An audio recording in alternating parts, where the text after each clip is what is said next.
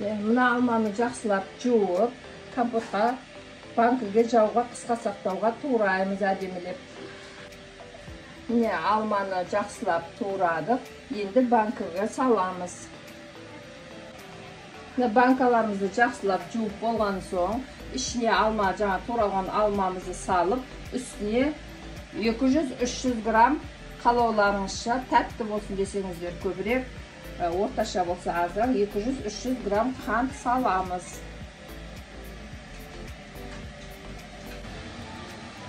Міне мына суды қайнатып жатырмыз. Кастрөлге қайнағаннан кейін банкіге құямыз.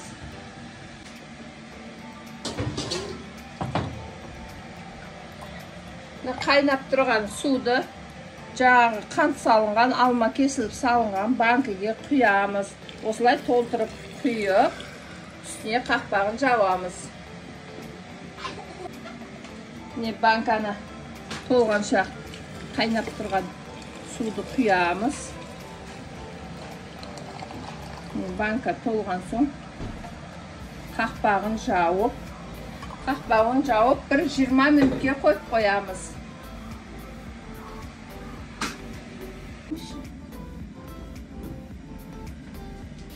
Екінші қайта күйіп жатырмыз. Бетіне сетка крышка жаудық. Ішіндегісі түсіп кетпейді.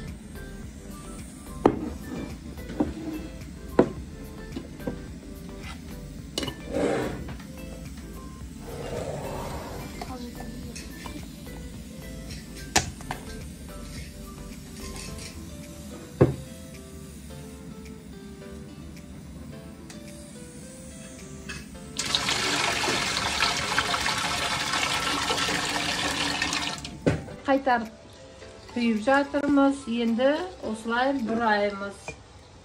Екінші рет қайтарып құйдық осылай.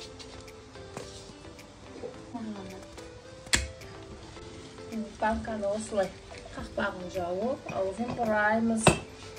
Сосын осылай көңке қоя саламыз. Болды, компот дайын. Подписканы комментарий жазып, лайк қойуды ұмытпаңыздар.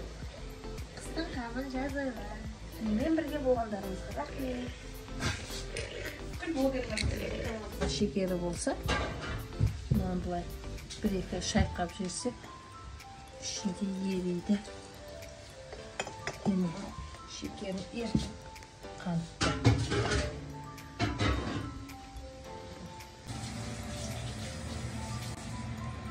Sen de istersin.